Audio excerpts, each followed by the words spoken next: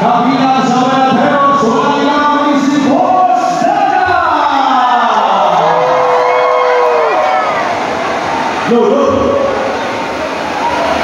Magandang hapon! Mga kapatid sa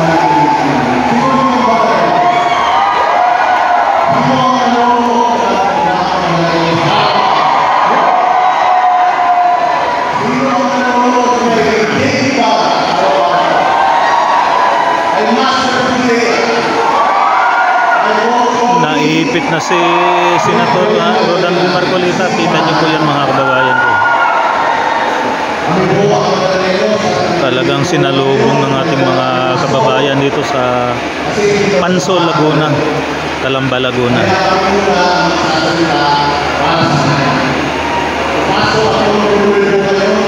Grabe oh. Dahil siya po ay kaibigan ng ating pinakamagaling presidente, si Pangulong Rodrigo Duterte. At yun ang kabayaran ng pagkakaroon. Alam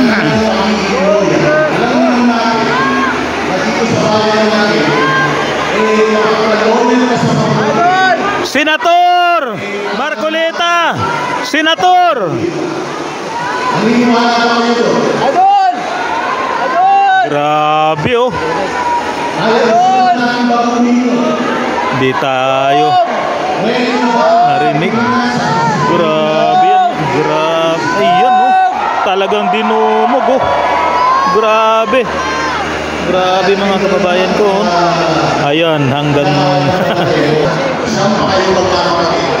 Sa sobrang hirap ng buhay nila, pinanganak siya sa Pampanga. Siya po ay nila sa pangalan ng bundok dyan sa Mount Apo. ito nandito pa. Dyan sa Tamayo. Sino na dito ang nakakarating na yung lugar nila?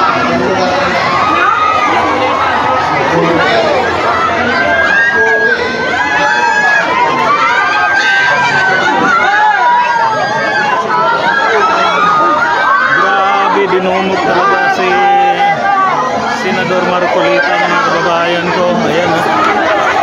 Talagang siksikan no? Grabe tao.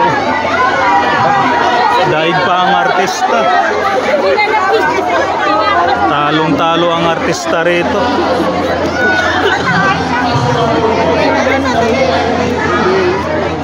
Talong-talo ang artista no. Walang sinabi yung artista dito kay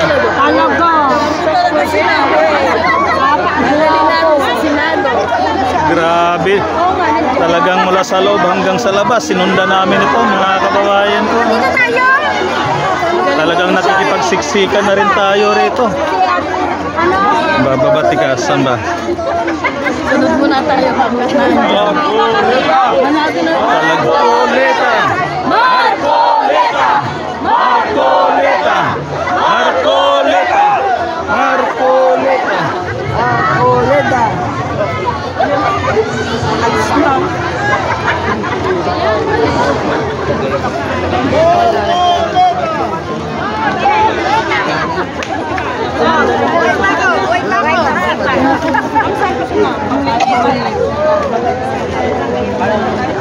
Nagkita tayo, hinahanap namin kayo doon lang.